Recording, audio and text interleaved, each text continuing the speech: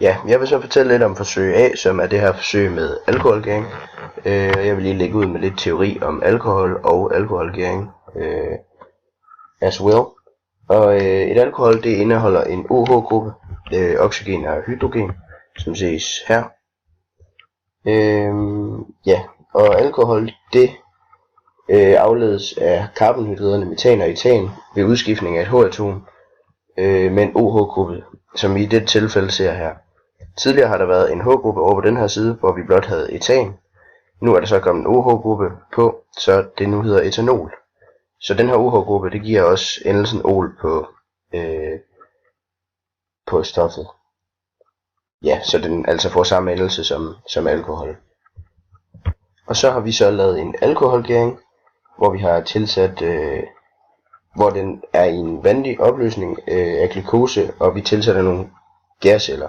Og ved den her alkoholgæring, der danner vi altså stoffet etanol, som er det stof, vi ser her. Og når vi laver den her alkoholgæring, så kan etanolindholdet altså ikke blive meget større end 12%. I det at de her gærceller, de kan ikke tåle større etanolkoncentrationer. Ja, så vil jeg fortælle lidt om fremgangsmåden på vores forsøg.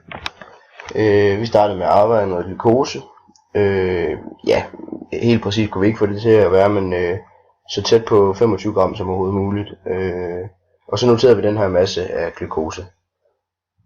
Så opløste vi glukosen i 120 ml vand i en 250 ml konisk kolbe.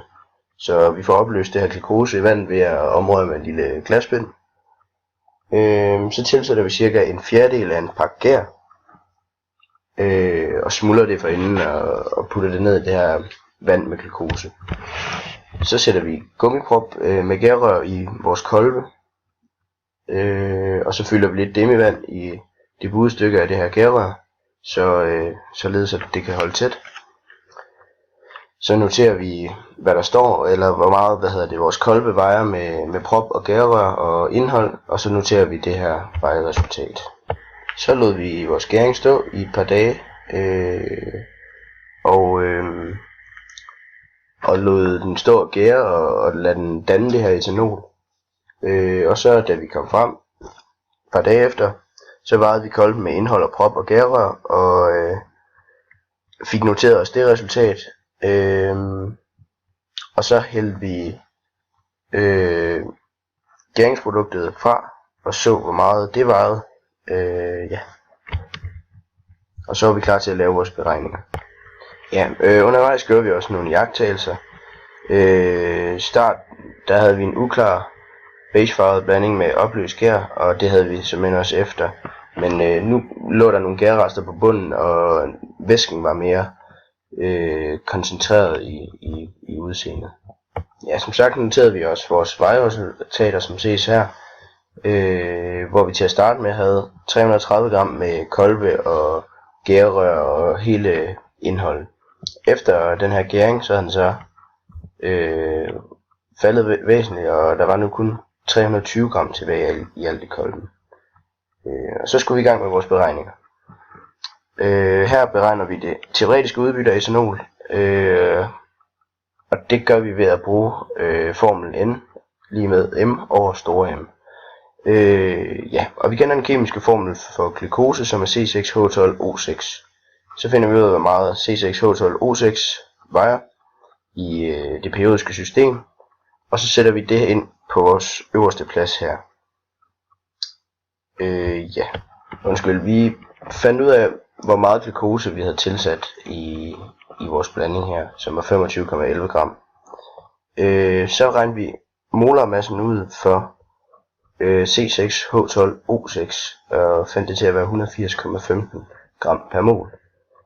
Så dividerede vi de to tal, og gram går ud med gram, så vi har mol tilbage, så altså er stofmængden af den tilsatte glukose 0,14 mol. Ja. Hvad er den ekvivalente mængde etanol? Altså hvilken stofmængde etanol svarer det til ifølge reaktionsskemaet? Og så fandt vi ud af, at ifølge reaktionsskemaet, så skulle der stå dette. Så skulle vi bestemme massen af det teoretiske udbytte af etanol. Altså omregne stofmængden af etanol til en masse, som vi så får i gram. Det gør vi ved at bruge formlen M lige med N gange store M. Så indsætter vi 0,28 mol, som er det dobbelte af de 0,14 mol, vi regnede ud her. Som vi kunne se her på reaktionsskemaet, skulle der 0,28 mol til, for at det var ekvivalent. Så derfor sætter vi 0,28 mol ind på n's plads. Derover så sætter vi 46,068 ind på store M's plads, da det er molarmassen på etanol. Og det er selvfølgelig gram per mol. Mol går ud i mol, og vi finder ud af, at det teoretiske udbytte af etanol er 0,0061 gram. Så skal vi regne det teoretiske udbytte af carbondioxid, og det gør vi på den samme måde. Ved at indsætte vores værdier 0,28 og 44,01, som er massen for carbondioxid, molarmassen for carbondioxid. Så det teoretiske udbytte af carbondioxid er 12,32 gram. Så skal vi regne ud, om vi har 100% udbytte af vores etanol. Det får vi meget svært ved at have. Vi regner ud af massen af CO2, teoretiske, divideret med massen af CO2, den vi har til stede i vores blanding, og dividerer det med massen af CO2, teoretisk og gange med 100. Ja, og så indsætter vi vores værdier her og finder ud af, at vi har kun på 22,16% udbytte af vores etanol. Ja, 22% af vores etanol bliver altså brugt gavnligt.